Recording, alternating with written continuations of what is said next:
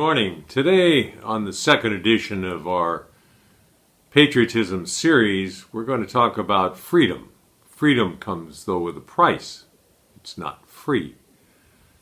Free is a word that's being bandied around today that you'll see when all the candidates for the Democratic presidency start their debates in their town halls. You'll hear the words free, free education, free hospital and medical care for all, including illegal immigrants, free housing, free, free, free. You'll also hear words coming out of their mouths like, if you don't follow our rules on gun control, we'll put you in jail. Oh, the president, we're going to prosecute him when we become president.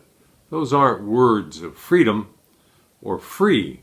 Those are words of hatred and cost. So let's think about this.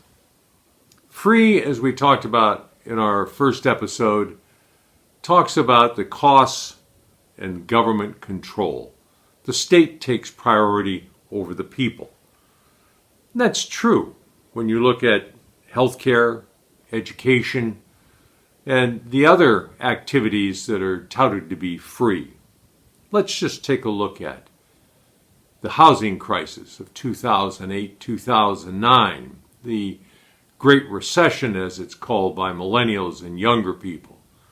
That's what's in their memory. But it's because of government free. It was started with President Clinton saying there shouldn't be any down payment, and all of you banks and housing authorities like FHA should be funding houses for those less likely to have the ability to pay. That's what happened. Carried out by the Bush administration, you had 16 years of a backlog of housing not being paid for, overbuilding, overlending, etc. So what happened? All of a sudden, foreclosure. You had bad loans being amalgamated into dodgy, if you will, financial dealings. All of it came untangled. And the Great Recession, because of government trying to be more free, that everybody should have houses, credit, freedom. Student loans are the same thing. They were funded by banks up until 2010, when President Obama got rid of the banks lending student loans and instituted government-only programs for funding student loans.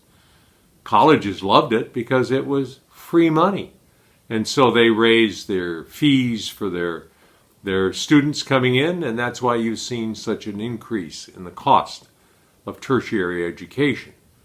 The professors who are tenured make more money, and the parents and students get higher loans that they can't repay. So free isn't necessarily free. So when you're listening to all of these candidates pontificate on how everything should be taken from the 1% and given to the 99%, thus free, including illegals, don't believe it.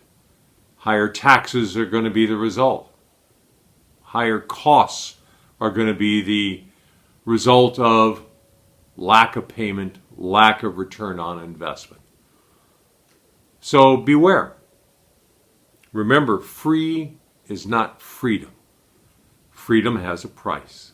Have a blessed day.